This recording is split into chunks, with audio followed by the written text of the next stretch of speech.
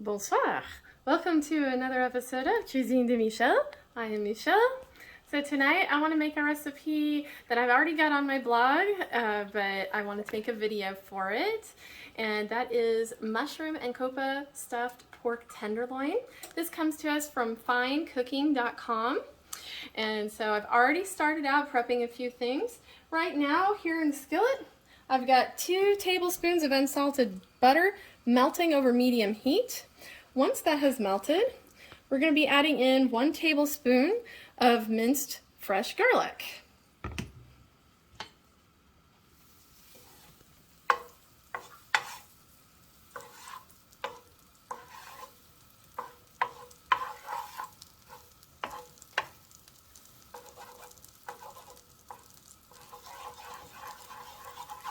All right, that's melted enough for me.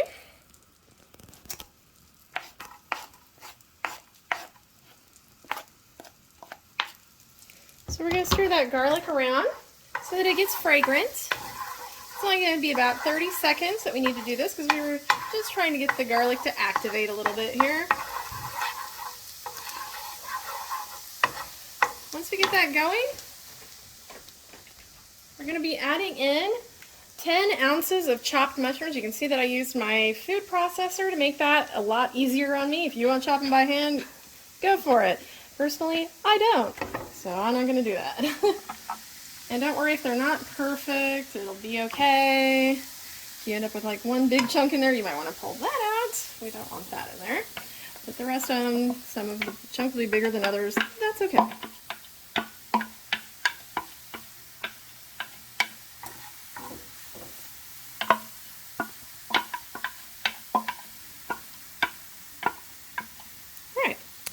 So we're going to stir this around. Let the mushrooms release their liquid and get them pretty well cooked. It'll take about 5 to 10 minutes depending on your stove's exact medium setting there, so just kind of keep an eye on it. And you're also going to want to put some salt and pepper in here while this is cooking. You don't have to go very heavy, just light.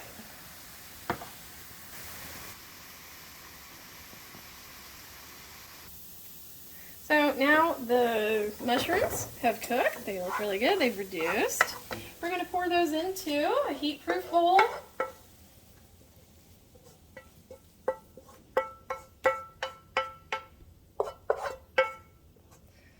And then while it's in that heat-proof bowl, we are going to stir in 2 tablespoons of chopped up fresh basil.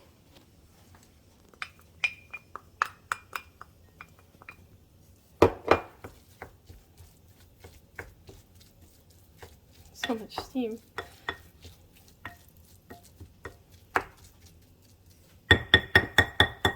And then we are going to pop this into the refrigerator for about 15 minutes.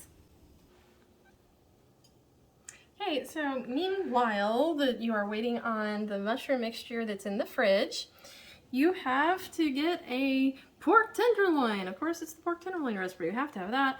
Take your 1 to 1 1/4 pound pork tenderloin, so just 1 pork tenderloin, and cover it with some plastic and then pound it out until it's about 1/4 to 1/2 inch thick. I didn't measure it or anything. I'm just kind of going by fingertip and it seems about right.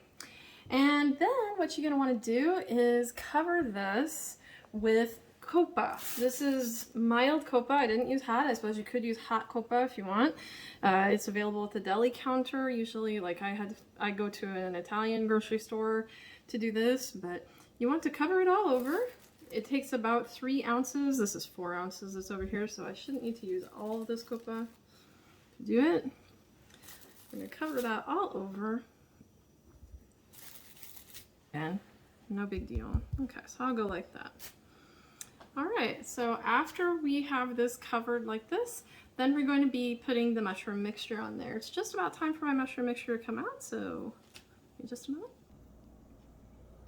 Okay, so I've got the mushroom mixture here, and as I said, we're just going to try to spread this out in a layer over this, but we're going to leave a 1/2 inch border around the edges, so make sure you do that. It's because we're going to be closing this up, and that will help it to not spill out over the edges. So after you've spread the mushroom mixture on here, you're gonna take 3/4 cup of Parmesan Reggiano that has been finely shredded, and you're gonna top the mushroom mixture with that all over. And I'm sure I'm not gonna get it perfectly, but that's okay.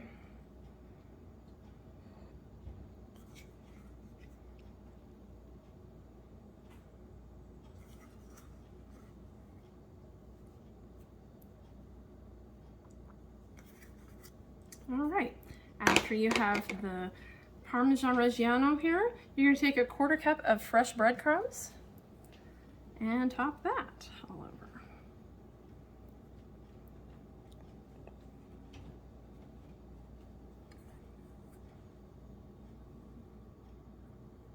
Once you have that, then comes the fun part. You're going to be pulling this together so that you can try to roll it up together.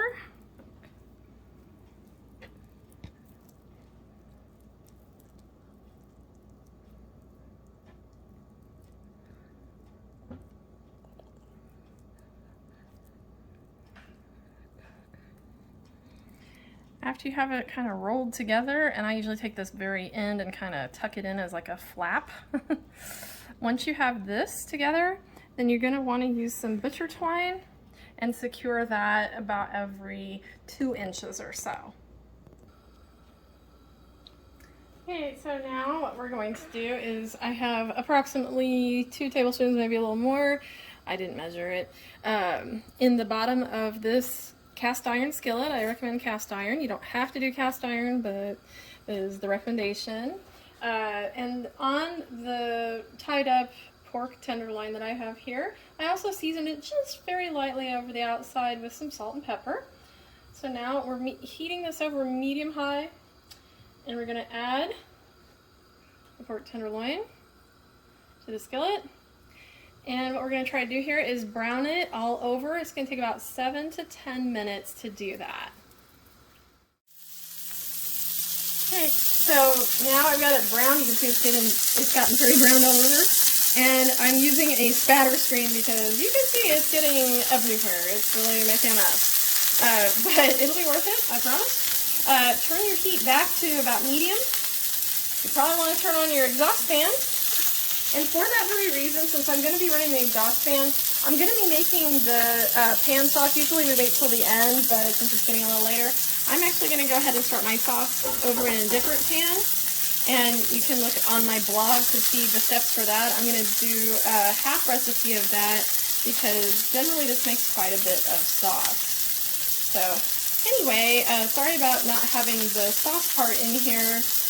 But it's a little bit too noisy to do with all of this going on. This needs to cook for about 15 more minutes. You want your internal temperature to be about 135, 140, because then you're going to let it rest and it will come up to temperature for pork at that point. Alright, so this is now it's actually at about 140, which is fine. I'm going to remove it from the pan. Put it on my cutting board. I'm going to let that rest for a few minutes, coated with foil. And while I let that rest, I had my sauce going over here. I'm actually going to go ahead and pour that into the skillet here in a second. I'm going to get out some of my oil first, but then I'm going to pour it into the skillet, let it reduce just a little, and then we will cut this up and have a final plating. So as you can see, here's our final product. I spooned the sauce over the top. Like I said, I only made a half batch on the sauce, but I think it turned out great.